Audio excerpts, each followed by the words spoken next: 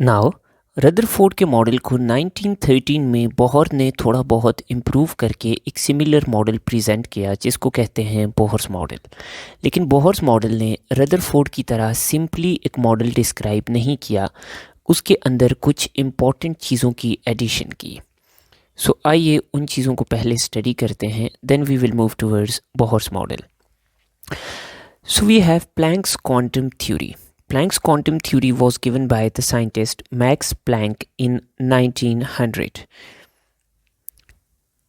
Now ये theory दी गई थी ब्लैक बॉडी रेडिएशन को एक्सप्लेन करने के लिए, लेकिन बोहर ने इसी थ्योरी को यूज़ किया to explain the structure of atom.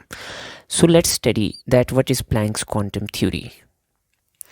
So Planck's quantum theory का फर्स्ट पॉस्टुलेट है कि energy is not absorbed continuously but in the form of wave packets called quanta, and for the light these wave packets are called photons.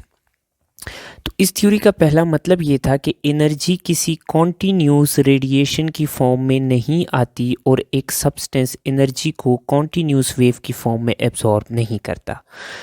अब energy कैसे absorb होती है, तो for example ये एक सब्सटेंस पड़ा है, एनर्जी आती है छोटे छोटे वेव पैकेट्स की फॉर्म में, और इनमें से हर वेव पैकेट को हम इंडिविजुअली कहते हैं क्वांटम, जिसका कैपिटल है क्वांटा। और अगर यही वेव पैकेट लाइट एनर्जी का हो तो इसको हम फोटॉन कहेंगे। नाउ नेक्स्ट पॉस्टुलेट है कि क्वांटम की एनर्जी कितनी होगी। तो हर क्वांटम जो है वो एक स्पेसिफाइड अमाउंट ऑफ एनर्जी के साथ एसोसिएटेड है। हर क्वांटम की अपनी एक एनर्जी होती है, and this value of energy is given by E is equal to HF। यानी ये जो एनर्जी है ये क्वांटम की फ्रीक्वेंसी के डायरेक्टली प्रोपोर्शनल है, एंड अगर हम इक्वालिटी डालें तो E is equal to HF। Now this H is called Planck's constant, और इसकी वैल्यू है 6.626 into 10 raise to the power -34 joule second. So इस इक्वेशन को यूज़ करके हम किसी भी सिंगल क्वांटम ऑफ एनर्जी की रेडिएशन की एनर्जी फाइंड आउट कर सकते हैं if we know the frequency of quantum. Now in physics we know that velocity is equal to frequency multiplied by wavelength. Now electromagnetic radiations जितनी भी हैं उन सब की velocity similar है, जिसको हम c से डिनोट करते हैं। सारी electromagnetic radiations की velocity है 3 into 10 raised to the power 8 meter per second. Now frequency is equal to c divided by lambda.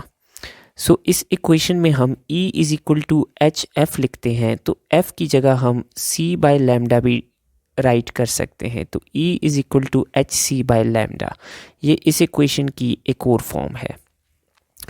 Now अगर हम वेव नंबर की बात करें तो wave number is inverse of wavelength. तो यहाँ पे हम इन्वर्स ऑफ वेवलेंथ की जगह वेव नंबर भी पुट इन कर सकते हैं, तो हमारे पास एक और फॉर्म बनती है इस इक्वेशन की E is equal to H into C into wave number. So ये हमारे पास तीन इक्वेशंस हैं जिन पे हम डिफरेंट पैरामीटर्स को यूज़ करके एनर्जी ऑफ फोटॉन को कैलकुलेट कर सकते हैं। Now the third postulate that was given by Planck's quantum theory is that total energy that is absorbed by a substance. So total energy absorbed by a body is a whole number multiple of energy of one quantum. इसका मतलब है कि हमारे पास एक body जो total energy absorb करेगी, तो that total energy is the whole number multiple of energy of one quantum. Now इसका मतलब क्या है, तो फॉर एग्जांपल मैंने एक बॉडी ली, इसने 5 क्वांटा एब्जॉर्ब किए, टोटल इसने 5 क्वांटा एब्जॉर्ब किए, और हर क्वांटम की एनर्जी थी 10। तो अब हमारे पास energy of every quantum is equal to 10, और नंबर ऑफ क्वांटा जो बॉडी ने एब्जॉर्ब किए हैं that is 5। So total energy absorbed is equal to 50।